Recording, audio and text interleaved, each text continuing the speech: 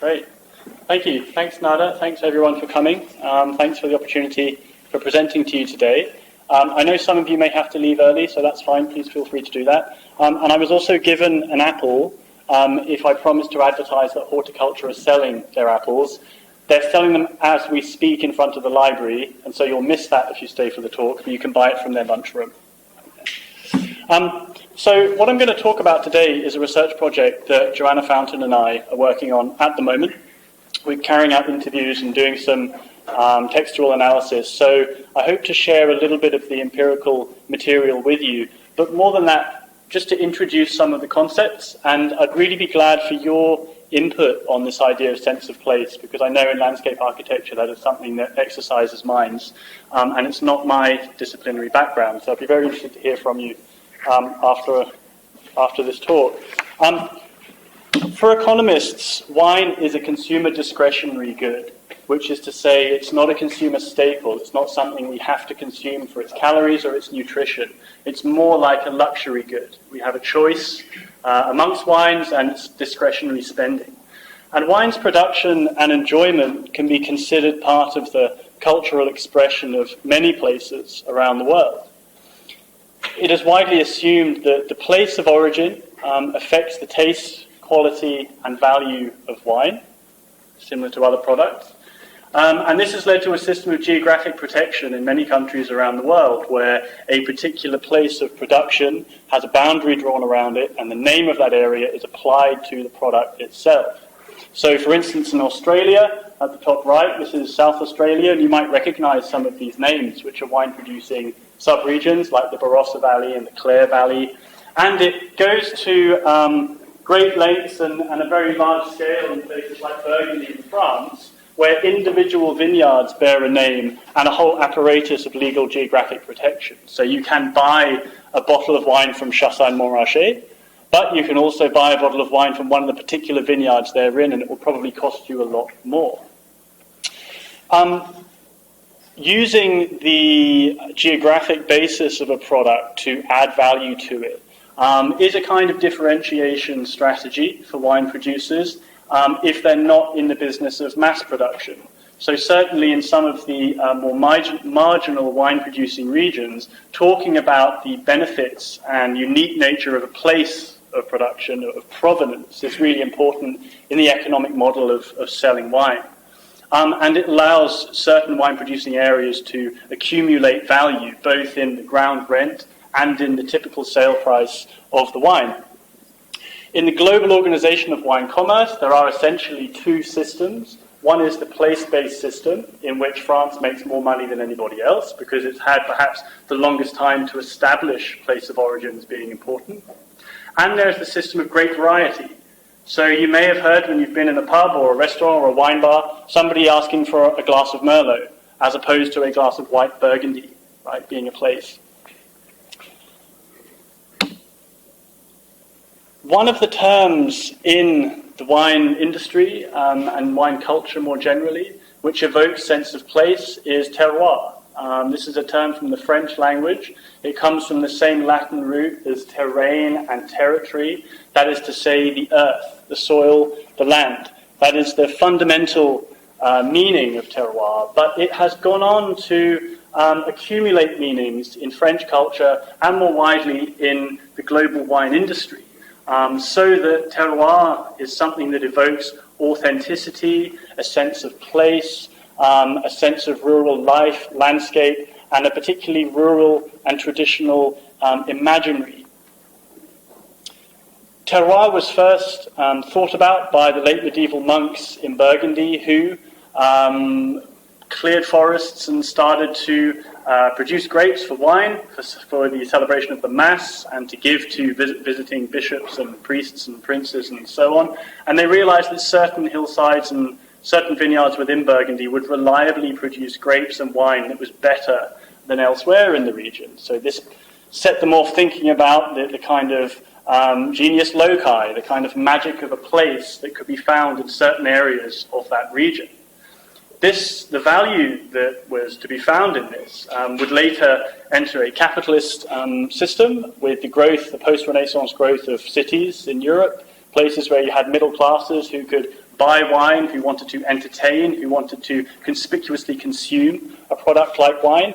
And maps such as the one at the bottom right, which were drawn up in the early 18th century, allowed rich consumers in Europe to start to understand the geography of wine production and perhaps to make better choices about the places they should buy wines from.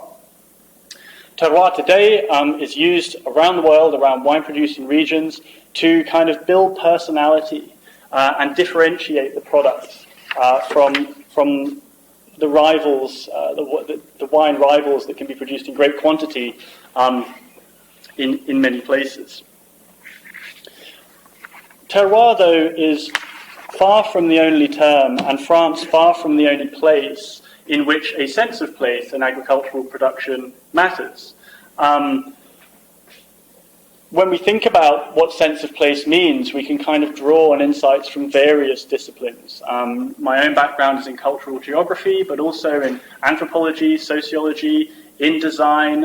In many disciplines, there is kind of theoretical background about why place might be important and why the human connection to place is something that is valuable and that people might wish to hear more about and perhaps pay more for if a product is authentically from a place.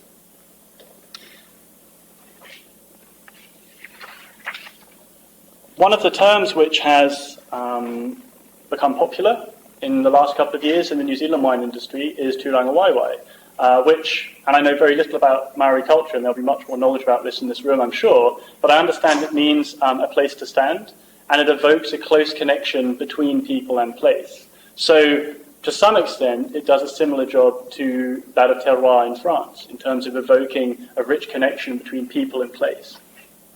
It was something that was raised at a Pinot Noir conference in Wellington in 2017, where two winemakers got up and they said, this is my WhyWhy, this is important to me, here's some of the deep background behind my product. And it's something that's been talked about in the recent documentary film, The Seat at the Table. Has anyone seen A Seat at the Table here? I recommend it to you, which explicitly kind of meditates on the similarities between the New Zealand wine industry and that of the Old World, and thinks about whether WhyWhy and some other Maori cultural concepts might be useful in thinking about the value of sense of place in wine and of winemaking traditions which are being built. So the case study, the area in which we are asking producers about sense of place and asking them to identify what's important and how that's adding value, is North Canterbury. So that's basically everything north of here. Most of these wineries are clustered around Waipara, but there are also some in Banks Peninsula and some even closer to Lincoln, such as Straight 8 and Lone Goat. North Canterbury is a new-ish appellation, a newish label. It was applied for in 2017 by North Canterbury wine growers on the basis of two older names, which were Waipara and Canterbury, and they are trying to build a sense of regional identity. When I mentioned earlier that this kind of place-making and adding value through place is important for regions that don't rely on mass production, where that's real here is that North Canterbury only accounts for less than 3% of the country's wine output. Can anyone tell me which region produces the most wine in New Zealand? Any guesses? Hawke's Bay is second, Marlborough. Marlborough's correct. Marlborough produces about 70% of New Zealand's wine, and most of that is the Sauvignon Blanc grape.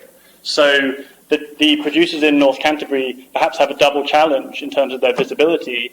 A, they're in a much smaller region, and B, they're focusing on grapes, such as Pinot Noir and Riesling, which are not popular as New Zealand products. Right? In terms of export, there's much more interest in Sauvignon Blanc from Marlborough, and that is the vast majority of what is exported from New Zealand. There are a set of more or less compelling similarities with Burgundy in North Canterbury. A, the concentration on the Pinot Noir grape. B, the presence of limestone fragments in the soil. And there are certain climatic similarities as well. And the film A Seat at the Table tries to get at whether these are important and whether they might be compelling for people who want to buy wine and have a sense of its place of origin. So it is in the producer's gift to communicate the nature and value of terroir to the consumer. And this chimes with the increasing interest in where what we eat and drink comes from, and particularly in the wine world, the desire for learning on the part of wine consumers. as they get to know wine better, we find that they wish to know more about the geography of wine, the history of wine, the culture of wine. And if you look at any sort of wine producer website in France, this top one is from the Cave d'Azay, which is a very modest winemakers cooperative in southern Burgundy. They're not expensive wines. They prominently talk about notre terroir, our terroir, right? The elements of the place that we consider are important and which ultimately make up the unique nature and the value of the product. The advertisement on the right is from a recent ad campaign from the Alsace region of eastern France, where they explicitly suggest that their wine is a pure expression of terroir, a pure expression of the place, but they also do it implicitly through the image. You see, we've got several different forms of geology, stones in the ground, through which a grapevine grows, and out comes this, golden nectar of the wine. And that chimes with the message that from a diverse geology in Alsace, from diverse terroir, you get diverse styles of wine. And terroir itself is fundamental to the process of geographic protection that I talked about earlier, this process of drawing a line around an area and saying only the products that come from here must bear this name because they are special. If you're a producer in France or a group of producers and you're making wine or cheese or honey or whatever it might be, you have to explain to the French government what your terroir is, what makes it up, whether that's geology, whether that's a particular history, whether that's a microclimate. And you have to do that to be able to get that geographic label, right? So there's a justification process, which terroir is in the middle of. And producers themselves can share the stories of their terroir, their provenance with consumers. They can do that in person at wine festivals or at cellar doors, or they can do it through the more mobile media of promotional materials and the wine labels, the labels on the bottles.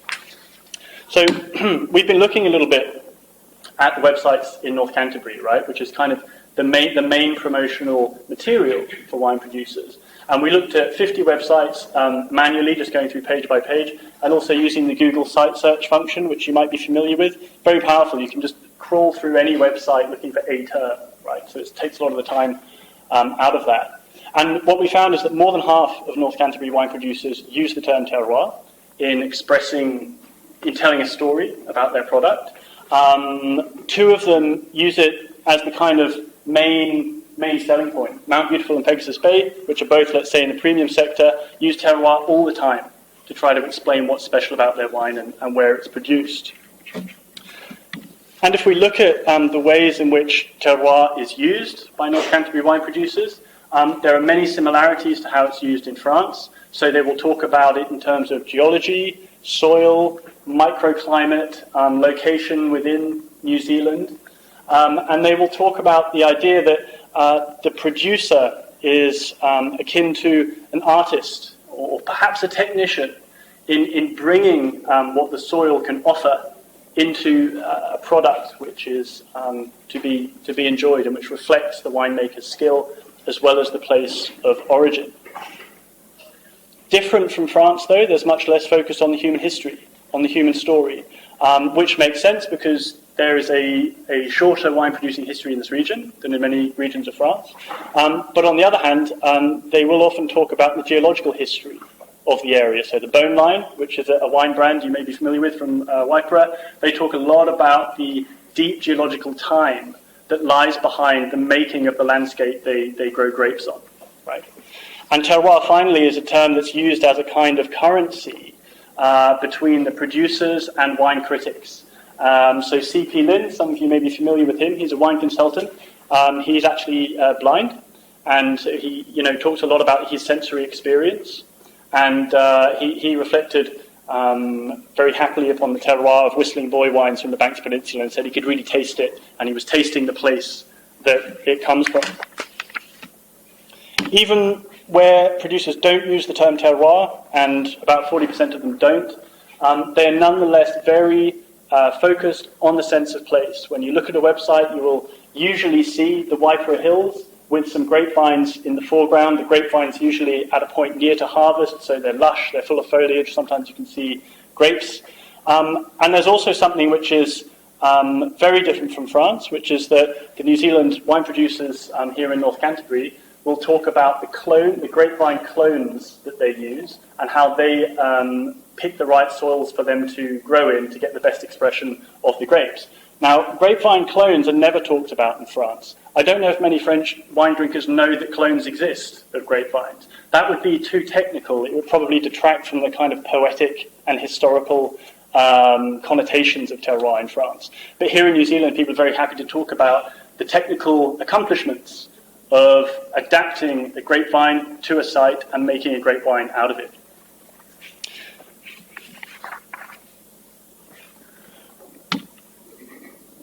As I mentioned, the other medium that exists to tell a story about wine is the bottle label. In New Zealand, as in the UK, as in Germany, most people who buy wine buy it in supermarkets. Most wine is sold through supermarkets. Supermarkets have a lot of power in the wine industry. And in that short period of space and time that you have in the supermarket to pick out a wine, you may not wish to take on board the whole story of a producer. You may just wish to know what the wine tastes like, or get some clues as to is it any good. And for that reason, medals are very popular things to put on a label, and wine producers will enter competitions a lot to try to get medals to attract attention. The other thing is that in supermarkets, wine is usually organized by grape variety. So there's another challenge for producers to make a sense of place understood, because they're already organized based on a typical flavor profile rather than geography, right? They're put in the same area as the other Pinot Noir wines, which could be from elsewhere in New Zealand, Australia, or the world. If we look a little bit closer at what is mentioned on the labels, we looked at 35 wines across 3 supermarkets and 1 specialist wine store. A bit of a difference emerged between those selling in supermarkets and selling at the specialist. So top right, we've got a wine on sale at the supermarket, and it basically just says what this wine tastes like and what you might drink it with. So again, in that kind of short space of time you have in the supermarket, they're kind of important things you want to know. Whereas the one at top left is from Pyramid Valley, a very premium wine brand in North Canterbury, and it's basically an essay about the background of the wine, the history, the philosophy of the producer, elements of the landscape that might contribute to the final wine, and so on. And there's also an interesting aspect around taste. The label at bottom left, I'm sorry the text is very small, but Main Divide, something they try to get across to kind of increase the value of the wine and increase the thinking about place involved in it, is they don't just describe the taste of the wine as a Pinot Noir grape-based wine. They describe typical Waipara Valley characters of cherry, chocolate, and spice. So they're trying to either educate the consumer, or they're assuming a certain level of knowledge on the part of the consumer, where they're thinking, well, we know what a Pinot Noir usually tastes like, we know typical flavour profile, but now we're telling you what a Pinot Noir from Waipara Valley tastes like. So here is the proof of place, if you like. Here's what's different based on where we're making this wine. I want to have a little interlude here just to say, if I'm making you fancy a glass of wine in all of this, I would have loved to bring out some wine and do a taste test today, but there are various limitations around that. But what I would recommend is, Cellar Door is a newly opened wine bar in Christchurch in the Arts Centre, which some of you may have seen. And you can ask them to give you 2 Pinot Noirs to compare if you like. And what I would recommend to compare, to really get a sense of what a North Canterbury Pinot Noir tastes like compared to a Central Otago Pinot Noir, which is a great competitor in terms of Pinot Noir wine in New Zealand, is the Black Estate Damp Steep. Compare that with the Quartz Reef Pinot Noir from Central Otago, and you'll see quite different flavour characteristics. I'm not going to say what flavours, because it's better that you sort of discover that and see what you think. Wine tasting is subjective. So back to the work we've been doing.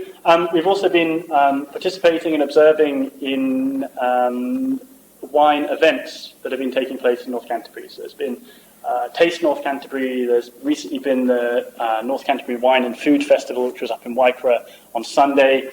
And producers are telling us that these are great opportunities, not necessarily to sell a lot of wine, but to kind of educate the consumer and tell a story, and also to get consumers interested in the types of wine that might not fly off supermarket shelves, right? A lot of people in North Canterbury are producing Riesling, which is like just a chronically unfashionable grape variety. A lot of people think, I don't like Riesling, but what producers are saying to us is that when they give someone some Riesling to taste, they find they do like it, and they might buy it. So actually that person-to-person contact not only allows them to kind of explain what's important about their philosophy and about the landscape and so on, but also to give the consumer a chance to try something different that they might not normally do. And person-to-person contact, whether it's at a festival or a cellar door, is usually a big part of the business model for smaller wineries. We've got some data from Australia at bottom left, which basically shows that for people producing less than 5,000 cases a year of wine, direct-to-consumer sales can make up half or more of their sales. So it's probably more effective for them than supermarket and export distribution.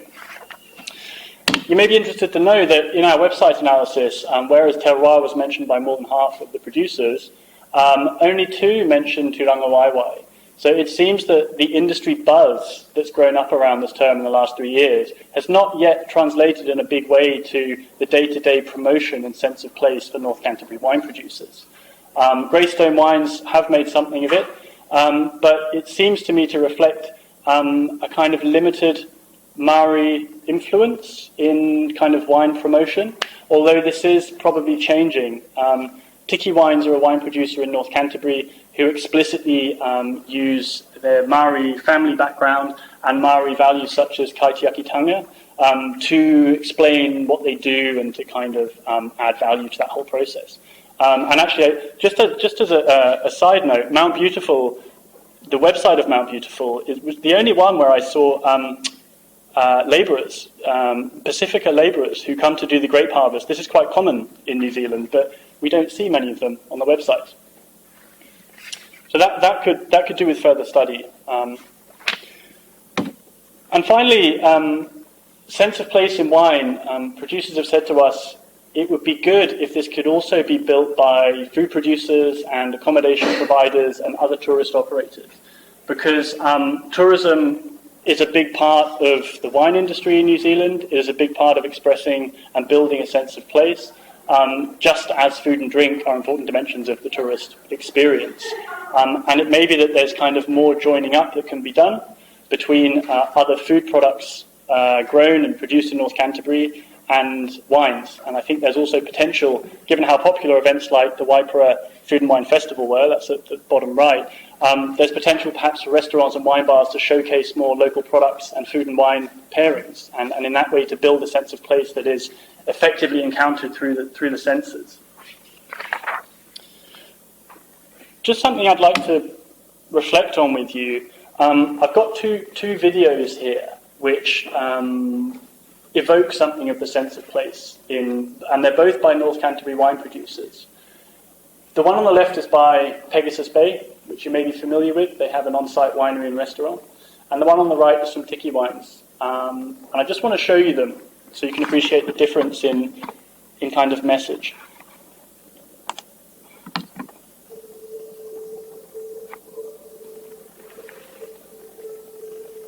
One of the nice things about the Waipara Valley is that there is a community here, and we're all telling aspects of the same story. It's all about the place, and it's about the quality of what we do.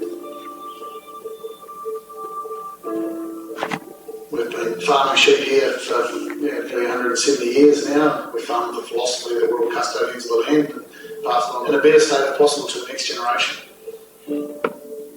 To me, it's really important that you produce a vegetable which is fresh and you can just pick straight off the crop. My grandkids can come to the garden and eat it, and I think as far as the restaurant's concerned, it's really nice to be able to just know that you're giving them a great product. We grow a lot here, lots of fruit trees, a lot of vegetables. We went for a forage a couple of weeks ago, and I think we found about 30 different edible leaves. With wineries like Pegasus Bay, who have an incredible devotion to the quality of the wine that they produce, it's a wonderful match for what we're trying to do, because truffles are right at the top end of cuisine. Their natural habitat is top-end restaurants, and we're incredibly fortunate that we've got one of those restaurants in the valley. I wouldn't believe we're just showing off that wine, we're just showing off the region. Our style of service in the restaurant is really down to earth and friendly. Could be a important birthday or wedding anniversary, or they might just roll in their jandals and shorts on a sunny day, you know. We want customers to feel relaxed. Just come out here and have a full experience with the gardens, the food, the wine, my team of staff, giving them love.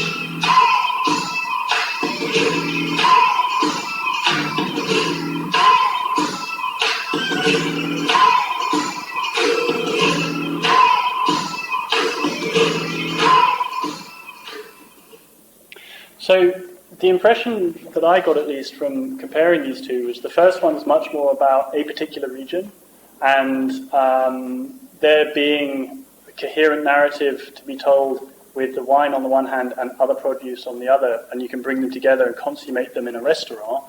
And the second was much more about a national sense of place. It didn't mention a particular region or focus only on one. It was more about fitting the production and consumption of wine within other national narratives.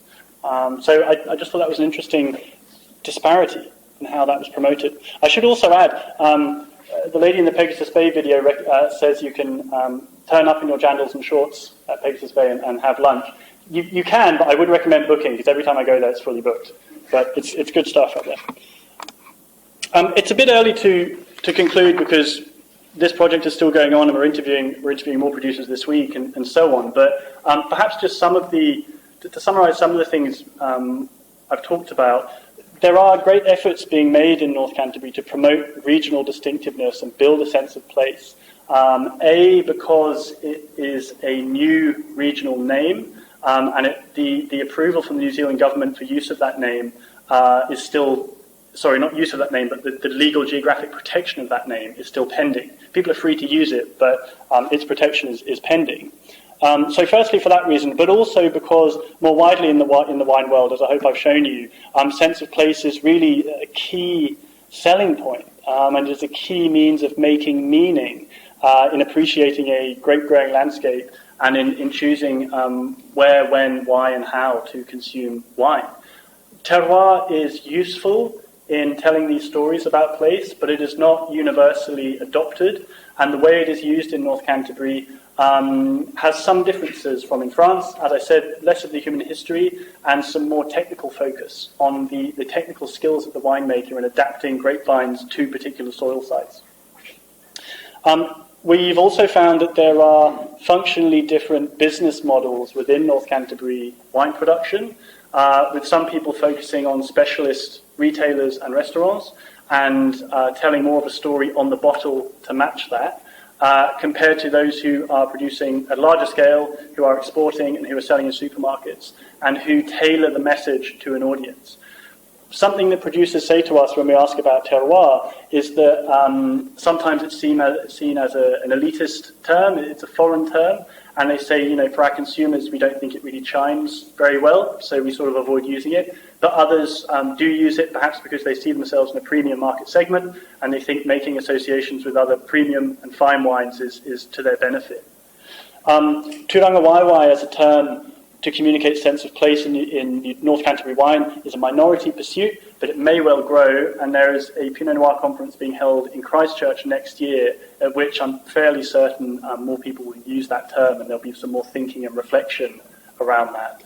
And perhaps there are some tensions inherent in the wine industry, mostly run by people of European descent, taking and using Maori values. I don't know. So interviews are carrying on, and we're going to be looking at some social media after this as well to look at how Sense of Place is being produced and how it's being received. That's it. Thanks for your time.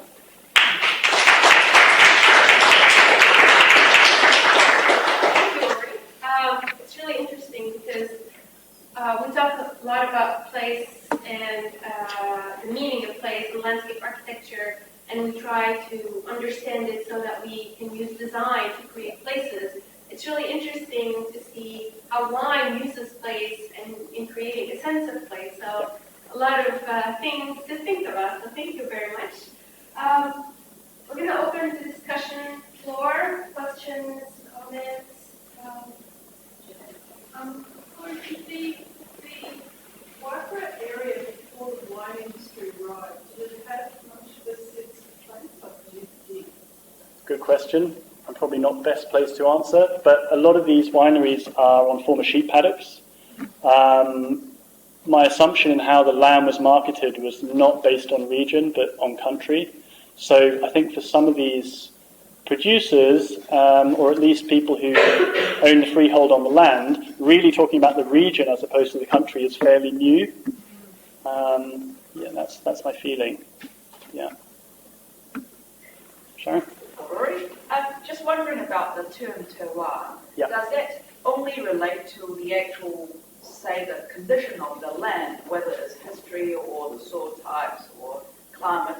Does it have any relation to the actual management of the vineyard in terms of how that's grown, how they are trained and how they are pruned? Is there an element of that in the term terroir? Yes.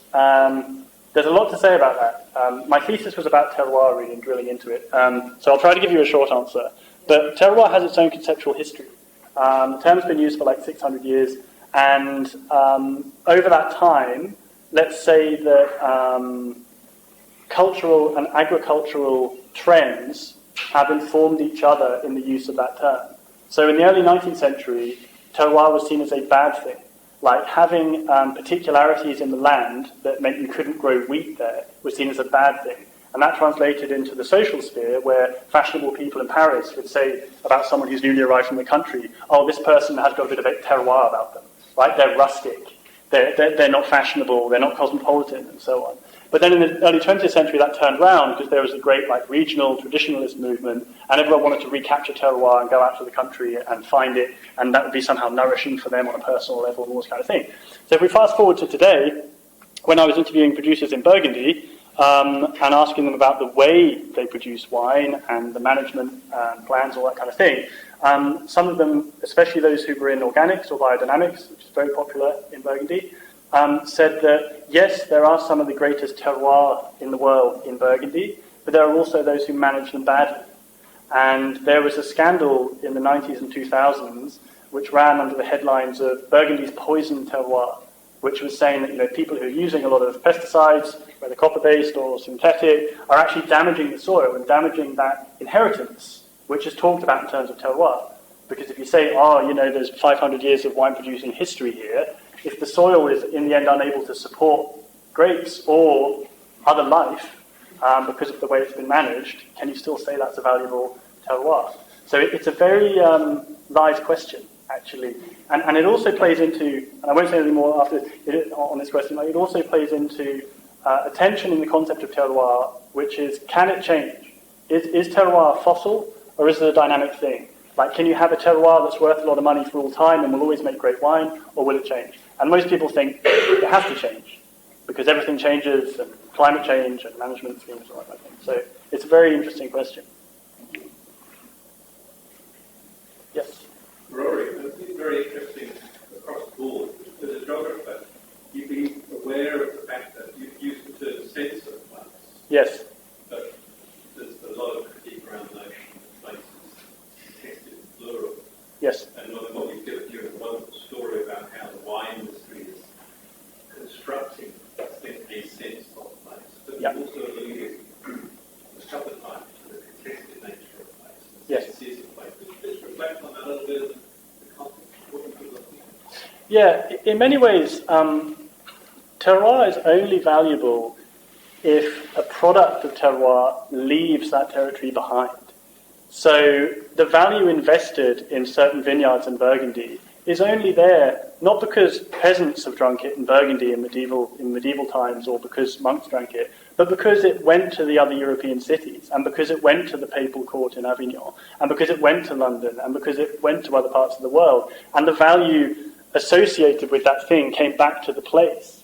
So there were a lot of arguments in Burgundy about which names can be used and how far a particular geographic indication can go, because everybody wants the benefit of that, right? So there is this weird duality where terroir is all about a particular place and you can draw lines around it, but for it to have any kind of surplus value, it has to be valued by people outside that place. So if we think about like people who are theorizing place, and Dorian Massey, for instance, and place is something that is constructed by flows, a network of flows, and so on, that's relevant. But also some of the more recent critiques of Massey's work, like John Tomaney, who's talking about parochialism, and actually the fact that we don't all just live in a space of flows psychologically, like places are important to us and meaningful to us, contests that view and kind of reminds us that a fixed place, although it's full of things that move and it changes over time, the idea of it being fixed is kind of meaningful, and that can be commercialized. Yeah. Richard? So how does terroir compare to branding? To branding? It's the branding. Yeah. It is a kind of place branding. And I think in Burgundy, the way Burgundian producers would defend their region, vis-a-vis other ones, is they'd say it all comes back to fixed places that you can see and sense, right? Whereas in Bordeaux, producers are blending grapes that can be grown in all different parts of the region. In Champagne, there are very strong brands built on like family names. So again, they can blend grapes from all different vineyards to make a kind of house style. So I think like terroir reaches its apogee in Burgundy because it keeps coming back to specific bounded places. And the regulations will say, and the regulations are in many ways tighter than regulation in New Zealand or Australia. They'll say you can only use grapes from this particular vineyard to use this name on the bottle. And of course there's fraud, and of course people sometimes don't do it and they get in trouble and so on. But the idea, the theory, is that you get, one terroir, one wine, whereas in the other parts of France and indeed the world, that's not necessarily the case.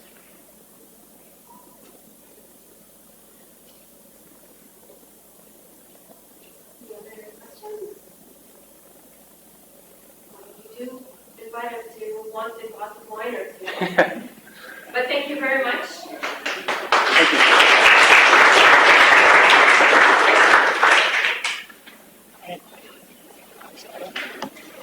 Oh, did it record?